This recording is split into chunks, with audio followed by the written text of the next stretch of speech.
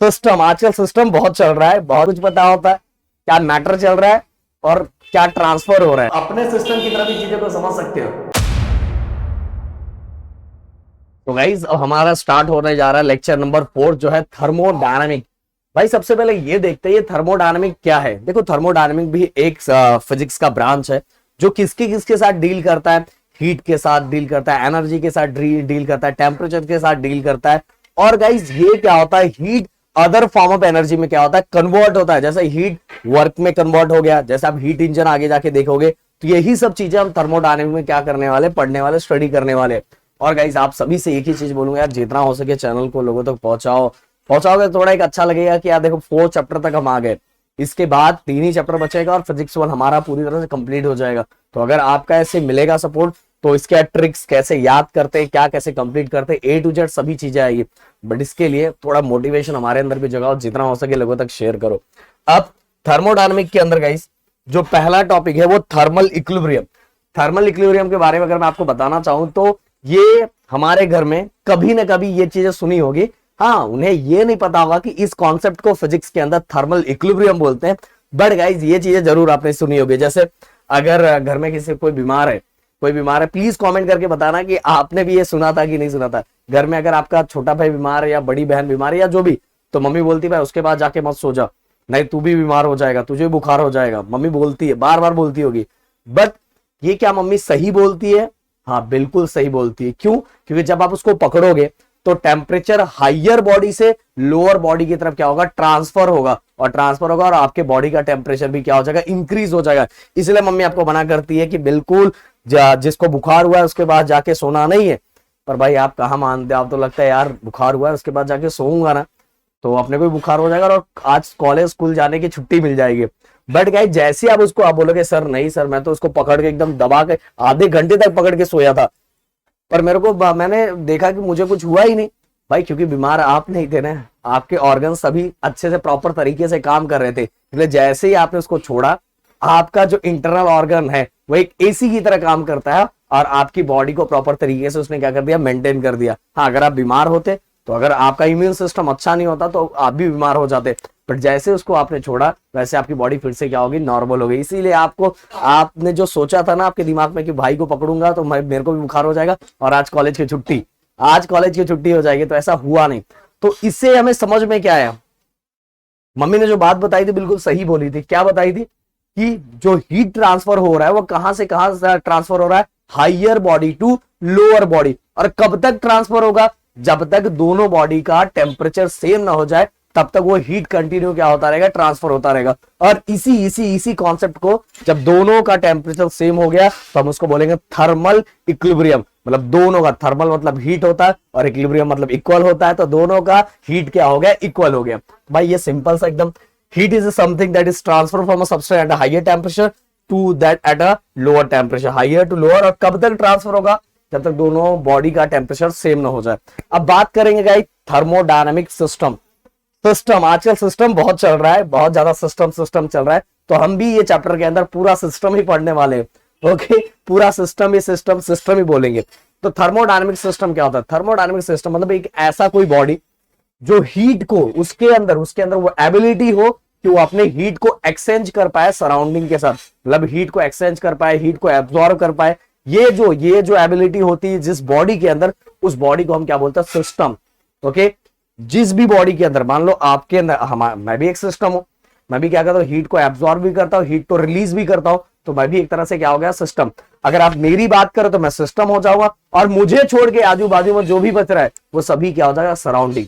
तो क्लियरली समझ में आ गई कि ऐसी बॉडी जिसके अंदर कौन सी एबिलिटी है, हीट एक्सचेंज करने की, किसके साथ, सराउंडिंग के साथ, उसको हम क्या बोलेंगे, सिस्टम बोलेंगे। क्लियर?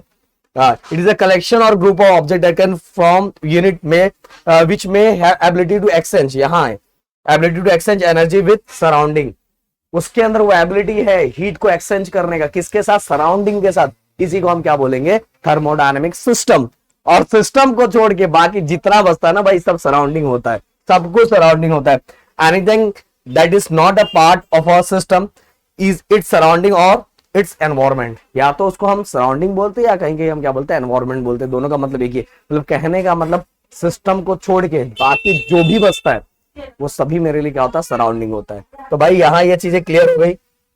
अब सिस्टम कितने टाइप के होते हैं कुछ ओपन होते हैं जिनका सब कुछ पता होता है, क्या मैटर चल रहा है और क्या ट्रांसफर हो रहा है, सभी कुछ पता रहता है, सब बाहर आ जाता है, सब चीजें बाहर आ जाती है, वो होता है ओपन। क्लोज मतलब बस मैटर क्या नहीं पता है, बट अंदर अंदर फ्लो हो रहा है, एनर्जी फ्लो हो रही है, लोगों को कुछ कुछ पता चल रहा है, पूरी तरह से मैटर क्या है ये बाहर नहीं आ रहा है। और आइसोलेटेड अभी तक कुछ नहीं पता है किसी को, सर ये क्या बता रहे हो सर, चलो ये बताता हूं। तो there are total 3 thermodynamic system, there are total 3 thermodynamic system. First is open system, second is close system and last is isolated system.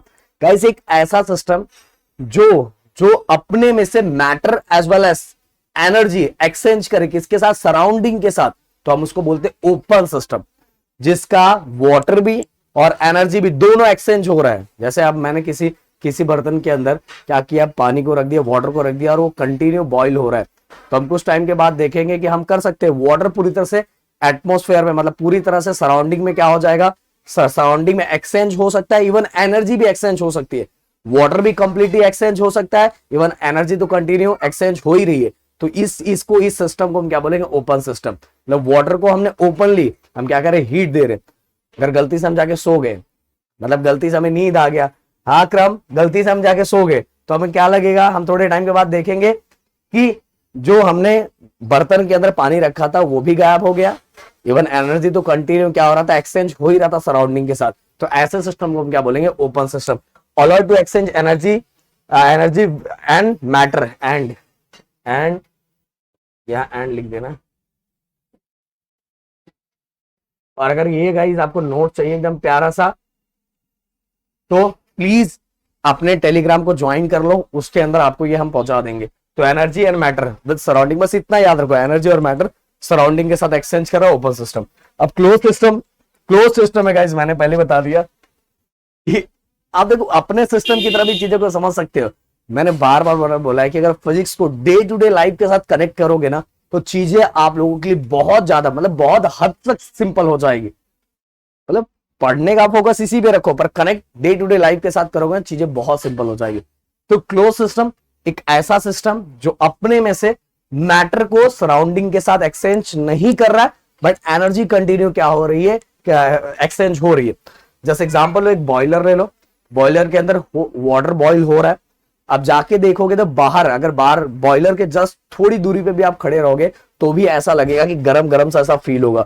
मतलब बॉयलर के अंदर में से एनर्जी एक्सचेंज हो रही सराउंडिंग के साथ, पर अंदर का वाटर बाहर थोड़ी आ रहा है क्या, नहीं आ रहा है। तो ऐसा जो सिस्टम हो जाता है क्लोज सिस्टम होता है। इसके अंदर क्या होता है, मैटर एक्सचेंज नहीं होता, बट क्या एक्सचेंज होता है, energy with their surrounding, surrounding के साथ जो एनर्जी होती है वो क्या होती है, एक्सचेंज होता है। तो doesn't allow exchange matter, okay, बस अलाउ मतलब अलाउ किसको दिया जा रहा है, परमिशन किसको दिया जा रहा है भाई एक्सचेंज करने का, एनर्जी का with their surrounding. Okay, example boiling of water in a boiler. Okay, अब इसके बाद isolated system doesn't allow exchange of energy as well as matter, किसी को भी अलाउ नहीं किया जा रहा है, ना तो मैटर को भी ना तो एनर्जी को भी। जैसे आपने देखा होगा थर्मस, ओके थर्मस देखा, या थर्मल फ्लैक्स, जो आपने थर्मस देखा होगा, एक्चुअल थर्मस आपको पता होगा।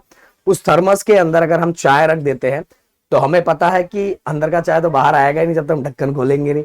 तो अंदर का जो मैटर है, और इवन वो गर्म भी रहता है, कंटिन्यू गर्म रहता है, मतलब अंदर की एनर्जी भी बाहर नहीं आ रही, इवन अंदर का मैटर भी बाहर नहीं आ रहा है। तो वो जो हमारे पास थर्मस था, वो थर्मस हमारे लिए क्या हो जाता है, थर्मस हमारे लिए आइसोलेटेड सिस्टम हो जाता है, जिसके अंदर की ना तो एनर्जी सराउंडिंग के साथ एक्सचेंज हो रही है, ना तो मैटर सराउंडिंग के साथ एक्सचेंज हो रहा है। और ऐसे सिस्टम को हम बोलेंगे आइसोलेटेड सिस्टम, जिसके अंदर अब बोलेंगे सर पर मेरे घर में जो थर्मस था ना सर, उसके अंदर मैंने देखा, मैं सोचा सर ने पढ़ाया है तो मैंने आज चाय रखा था 10 दिन के बाद पीऊंगा।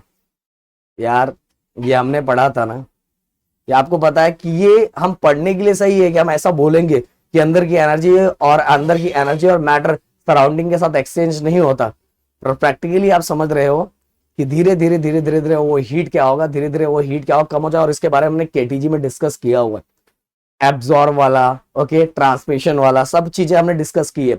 इसीलिए 3rd चैप्टर पहले, इसके बाद 4th चैप्टर आ रहा है। तो भाई उस तरह से अगर वो चीजें आपने पढ़ी है तो आपके मन में ये डाउट नहीं आना चाहिए कि क्यों कुछ दिनों के बाद भी आइसोलेटेड सिस्टम के अंदर चीजें क्या हो जाती है, उनका टेम्परेचर कम हो जाता है। ऑलरेडी वो सभी चीजें हमने डिस्कस की है। अगर थर्ड चैप्टर आपने नहीं देखा प्लीज जाके देखो, तो ये ज्यादा अच्छे से समझ में आएगा। तो भाई बस समझने के लिए थोड़ी सी, open system, matter as well as energy exchange with their surrounding. Close system बस क्या एक्सचेंज होगा, क्लोज सिस्टम के अंदर बस एनर्जी एक्सचेंज होगी, और किसको अलाउ नहीं है, मैटर को एक्सचेंज नहीं, मतलब मैटर को एक्सचेंज होना ही नहीं है इसके साथ, सराउंडिंग के साथ। फिर इसके बाद हमारा जो थर्ड है, आइसोलेटेड सिस्टम के अंदर matter as well as energy, ये किसी को एक्सचेंज नहीं होना है विद देयर सराउंडिंग। ओके, तो भाई यहां तक हो गया। अब कल हम देखने वाले हैं first law of thermodynamic. First law of thermodynamic छोटू सा इससे रिलेटेड डेरिवेशन है, जिसके अंदर हम वर्क फाइंड करेंगे और बहुत आराम से चीजें। देखो बच्चों को ये चैप्टर बहुत हार्ड लगता है, सच बोल रहा हूँ, ये चैप्टर सबसे सिंपल करके दूंगा। तो जो जो चीजें बता रहा हूँ, ये जितना मैंने लिखा है बस उतना ही आपको पढ़ना है, उससे ज्यादा पढ़ने की जरूरत बिल्कुल नहीं। जितना मैंने यहाँ लिखा है उतना ही आपको पढ़ के क्या करना है, कंप्लीट करना है। समझ में आ रहा है?